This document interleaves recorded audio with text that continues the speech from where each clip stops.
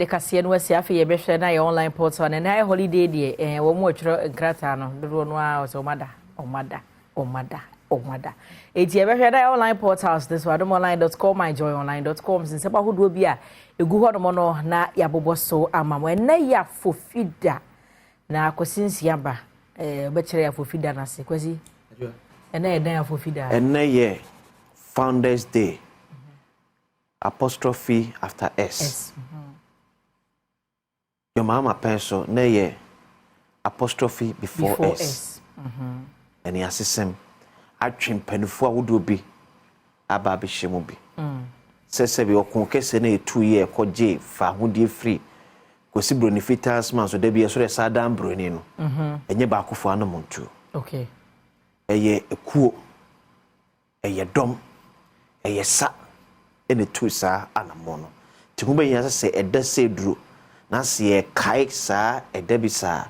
Ye kai Ghana ni bia odi nipadua esi wo bo afode edi ma san kunimde na eba ya no me de ji ye fa hodie no me de ji ye fa hodie no okay san kunimde no ene ede e kai okay yes nipa bebre wo madwen kire e wo ho se ne ntempe no e fa bi so e ba be ha ye e bi sika ba bia na abrofo nso ye de ye kono se ya anye ne ntem so a na nka be ha adwen. Okay. Esa se be bukura bu nkompo man ko wiem se ne.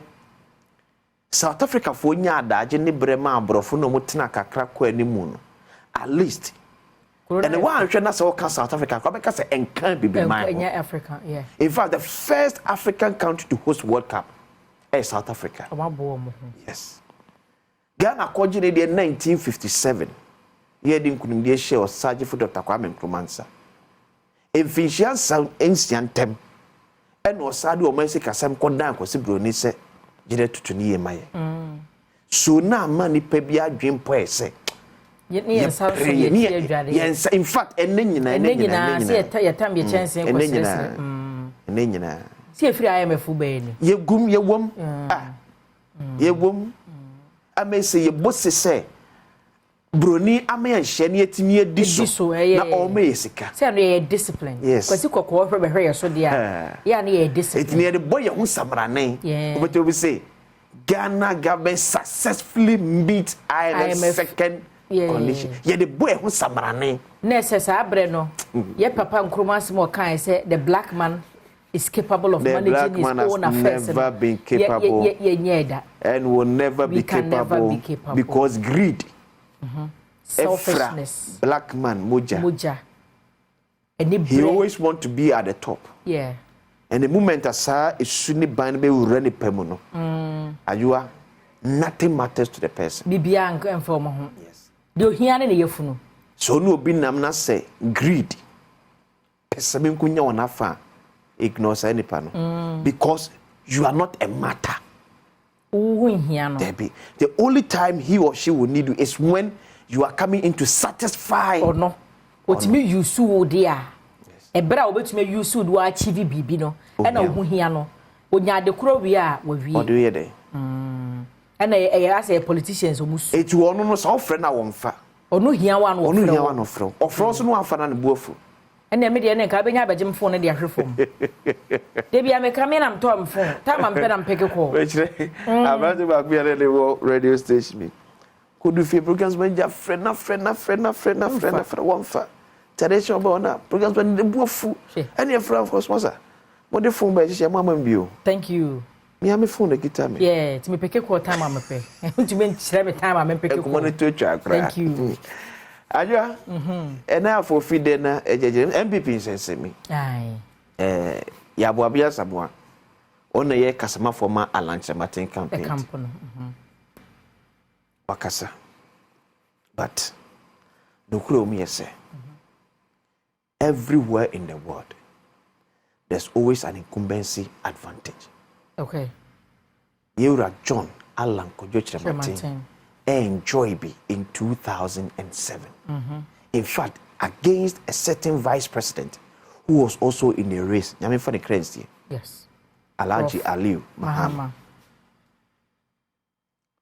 So every time be that incumbency benefit in it. Oh. It is like okay, say because a vice president will raise me to work at me my place in energy. Ain't me nyejuma. The fact that he's in a campaign trail doesn't mean he has stopped being a vice president. He's still a vice president. That is it. So everything we're entitled to everything as a vice president. Adwuma no wo fom. Yeah. Adwuma no e wo fom. Say adwuma no so koso. 2007 in fact no BFE say John Alan Kodjo Chiramatin na wini. Balegon inside one. They decided. And a delegate need be from about 4 regions say. Yent mean disappointing and Akufo-Addo. After the promise any shame dia how they are akoso. So why should Akufo-Addo be disappointed? Because if he say Alan Chiramatin enya the support of then President John Agyekum Kufuor. And they decided say we will go with Akufo-Addo. And it happened so. Any day, anytime, somebody is going to enjoy favor. Yeah. And then the Bianca say, I don't expect say me no be echo baby or enjoy so much favor na abe affecting me brain. But me tia so say obi nso ni mobi. Yes. I do there's no way say me no be go hospital. Na wo nua wo chiri ba na ye doctor. Ye be hwe waja me. Ye be hwe me jaw. Wo she consulting room kura no ye frɛ doctor manager ho ba. That is it. Yes, and they no correct. But I don't expect say doctor nso be yam na kwa kopro so say me do be jam say me go. But every point in our life, obia be she obia obe favor no. Obia ni favor kwa wode nam. Obia woni ni monya wode nam. Se ni peti won asesa adwa enibre enim. Eni ho de be say ndi. Ah. Obi ko ka kire maami say maami asu yu asena ye ne bibia 10. Ye wi o calculate ye best almost 20 Ghana. Abrante bi ko du ye no simbacho say na ye papa pay. O wi o say 30 Ghana say hey. We ki 30 Ghana say that be. Enya sa na tie. It will be any baby obedient favors. Yes. This is Dr. Alhaji Mahmoud. Time say he will get that favors from President Akufo-Addo because he has come to believe in him. So same as President Akufo believed in John Alan Kodjo Chiramatin. Yes. Even against his own vice president. So until no dear, Nikwa say a big issue. The Alan camp, the other 9 candidates no should engage. The over 200,000 delegates. Here were NPP am no. Menyini so mu nyina na pe ba omi asem. And menyini so mu nyina so na time ba omi a. So how do you win or more ufiri so beto dia ma ba omi a no? Some Crawford are not considering what Akufo-Addo is doing or what Akufo-Addo is not doing. They are considering what Alan Chirabade had for them. Alan ba dey ni benya. Because this time a national campaign. A party campaign. Party, yes. It didn't me the free SHS beba. You can't delegate. To any individual. And one district, one party, and then digitization. Within our party members. How are you going to sustain our victory? Because political party is formed on the basis of winning political power. Yes. How are you going to ensure a party for some yemre kwa or party? This is the campaign ya party for Nepe. And you know one the one if by and you know my port afia paperless there be and for party delegate no. For now. This national campaign. This time, no, in fact, NPP delegates are more being selfish to themselves, not in the wrong side. But it's necessary. Because your party wants them near count. Your penny po bet me abuame sustain power. Power. A breaky 8. Nipo bet me abuaye and maintain the peace and cohesion in our party. Nipo bet me abuama party for a day. Yes. Because you enjoy ni kosi e come yanko akwachire. You enjoy ni kosi e binya bibi de free mu. That is why the application come be bra nya obi a the floor abefa. Because of personal interest. So for now, this is what NPP delegates are looking for. Yes. Nti do betumi dia ma wo mo. Say ye Kennedy Ohene Japan. Say ye Alan Chiramatin. Say ye Bodio. Bodio. The greatest farmer of our time. Achakira do papa. Akoto afriye. Ono ne betumi aya on a party for beshele. And I will chrome dino. I say on na mebodi dino.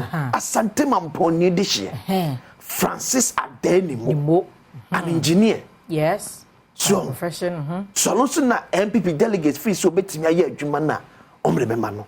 Thank you. Say ye MPP political historian. Wache jako. And a party for nso gini dia. Omre bema no. And I say ye the vice president. And I'm feel say after 8 years in office as vice president, at least he has learned enough. To be to manage party now. All the man. Any the other candidates now. Obi be yourself at be in fact Akumada tomorrow's. Yeah. Still available. Oh my. So yes, that's it. Near today, oh, yes, I was out here with yesterday and a holiday. Yes, so party for I was here and they are for feed there. So maybe I'm seeing Bibi. I was I will see a brand here. No, what why, Crado, director say that's it. Yes, that's why. It's Belgium Sweden, Ghana Port and Harbour. Okay. What more defenders tariff on say a for the Guta at the release by GPH for a defend the KK. This is why reaction on say video by an SNB LED. This the buy gay lesbian or demonstration. The entertainment were reacted to that. Okay. Nana Guta and say me, I port charges now. Alleged police brutality concern youth of Asawase. When so police for a Rambo style arrest be Maria Sana video no crab by ya. No more chia branty and was a China branty in a police force of my interior minister a defend the Onyai. Please for me dinner shambo. Please for me the same as Sokore Mampo. I said that's once. Yes. In fact, as once was Sokore Mampo. Yes. Yes. And why the Kosia Mampene may tea, but your cocoa richina, please once more can no correct. I'm ranty be no please for any dear. To be your dear Timmy Bra, Hamon Saka could see from Yabotre, Namuntian some way. Why? I wish I caught Quesinsiani and watch our bag. We can see it was so big, so they am watching.